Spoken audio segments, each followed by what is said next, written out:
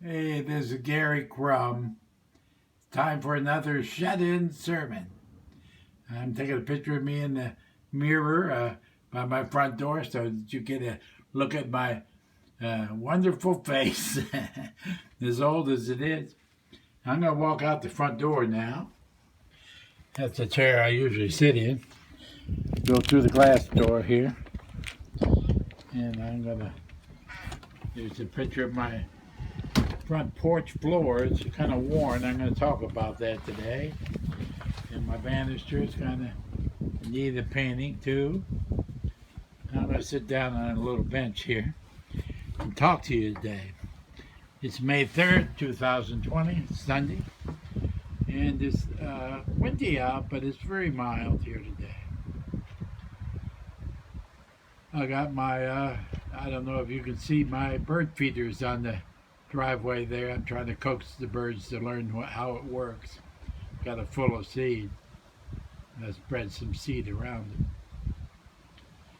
Well, today I want to talk about worn out things, like my front porch. And I want to talk about a verse from Matthew 6, 20. Matthew chapter 6, verse 20. Christ is talking about, don't lay up for yourself treasures on earth where moth and rust does corrupt, but lay up treasures in heaven. And the message for today in this sermon or sermonette for shut-ins is to be focused not on your disabilities and your situations that may be somewhat problematic, as it is for me and my wife who has congestive heart failure, and we're shut in. Not to focus on your disabilities and the moth and rust of life for your porch. And my house is a mess because I'm in charge of the housekeeping for the last 7.5 weeks, and I don't do as good a job as my wife used to do. I don't want to focus on that, though. I want to focus on our abilities. What abilities do you have left? One is you have the ability to lay up treasures in heaven, even now. You have the abilities to do good with what you have. It's not so how much you have. You may not be as able as you used to be. Maybe you're like Arnold Schwarzenegger used to be, and we're active and able to do and lift great weights and all. But now things are more modest. We're more modest in our abilities. Moth and rust and disability and just the mortality of the flesh comes down upon us. I want you to be focused on your abilities today. I want you to be thinking about what you can do, not what you can't do. Some people are very able and very wealthy and they can do great things. Other people are not so wealthy or able. Like the old lady who only had 2 pennies to put into the temple treasury. And the disciples of Jesus were sitting there watching people put all these wonderful things in the treasury. And the disciples heard Jesus say, more or less, I've got to paraphrase in the Bible, said, he said, look, and they all looked around expecting to see some big gold candlestick or something going into the temple treasury from one of the rich people there and making donations that day. And he pointed out the little lady walking off to the side, a little old lady, obviously poor. And Jesus talked about, I just have to laugh out of just love for the Jesus noticing this and noticing us even in our disability and our old age and our poverty. I'm doing okay with Social Security and some pension program, but this old lady only had 2 cents to her name, and she gave all of it to the treasury. And Jesus said, look, and the disciples saw him. I could see Jesus in my mind's eye, it's not in the Bible, pointing at the lady and said, look at that lady walking out the door there quietly while the others make a big show of what they can do. She's not able to do much She's old. She's not wealthy. She only has 2 pennies. But here's the message that Jesus pointed out. This is what gets Jesus' attention. Whatever you have, whether great or small, to dedicate it to the Lord.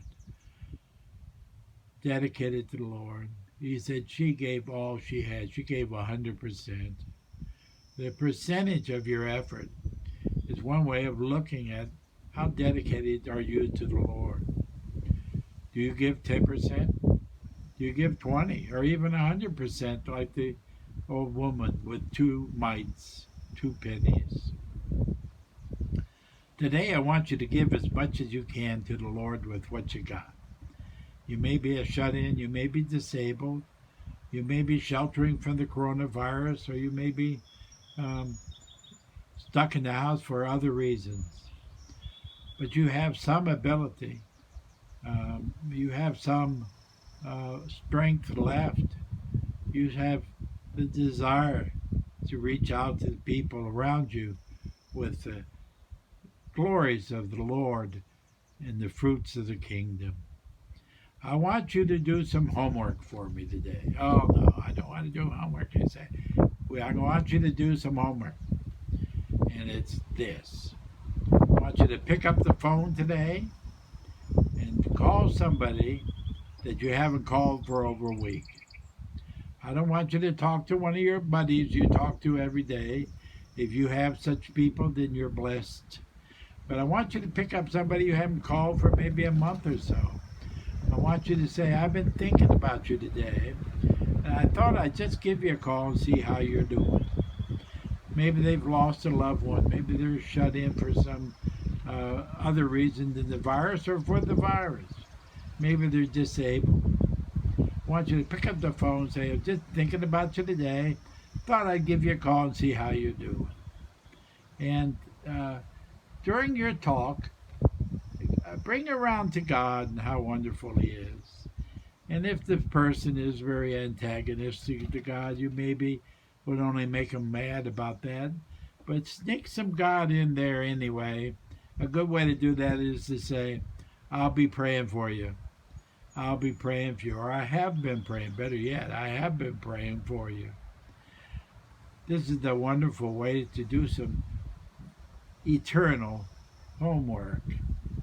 These are the kinds of actions that won't be forgotten in heaven. Moth and rust will not corrupt that phone call, okay? It may corrupt the phone, it may corrupt the hand that holds the phone. We don't live in the flesh forever. But the call itself will be remembered in heaven if you reach out with Christian love, with a Christian word to somebody who's in need of encouragement, needs of being reached out, even though they may be one of the least of these, as the Lord talked about, one of the most insignificant people around, like a little widow with only 2 pennies. The Lord cares about those people. The Lord appreciates the humble, the meek, and the poor. And make sure that you are sharing the wealth of your good feelings, the strength you have left in spite of disability and being a shut-in, to focus on your abilities, and to do a little homework for God today. That's my request of you today. Maybe there's some other ways you can reach out. God bless you all. It's a beautiful day today. Very mild, windy but mild. And I live in Russell County and in St. Paul. There's a little bit of St. Paul, which is mostly in Wise County, over here in Russell County. And the Clinch River is just over that stand of trees down a cliff. It's a beautiful place. I'm very blessed. I'm waiting for birds to come to my bird feeder out there in the driveway. I hope the bluebird of happiness will land in your yard and on your shoulder today. And I hope you'll pass it on to your friends and your acquaintances. God bless you all. It's a day of celebrate your abilities. Amen.